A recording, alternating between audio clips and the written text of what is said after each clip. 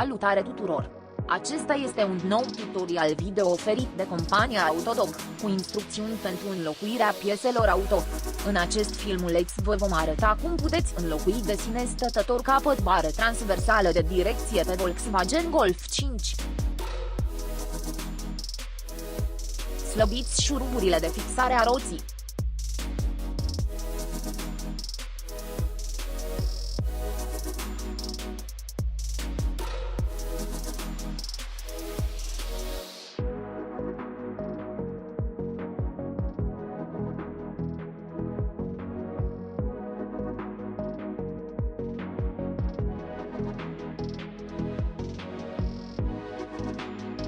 Utilizați o cheie fixă N24. Slăbiți contrapiulița de cuplare a capului barei de direcție pe tijă.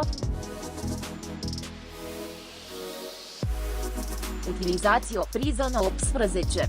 Deșurubați piulița de fixare a capătului la fuzetă.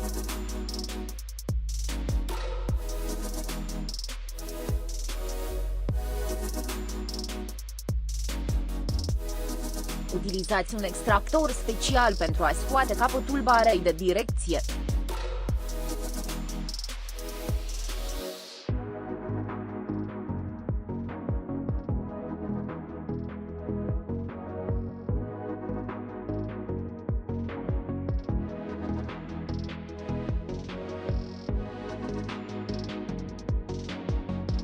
Deșurubați capul din bara de direcție.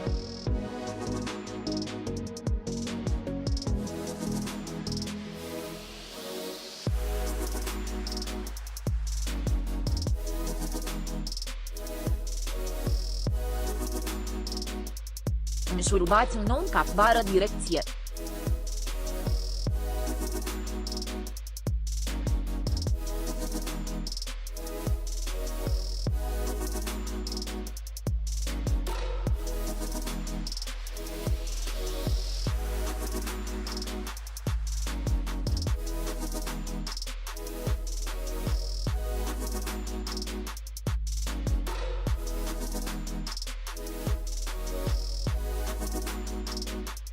Utilizați o priză N18.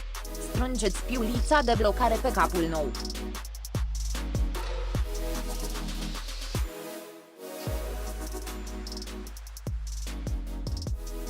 Utilizați o cheie fixă N24. Strângeți contrapiulița capului.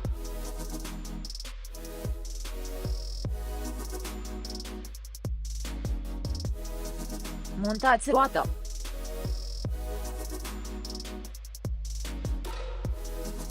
Verificați și, în caz de necesitate, reglați unghiurile roților automobilului dumneavoastră Volkswagen Golf 5.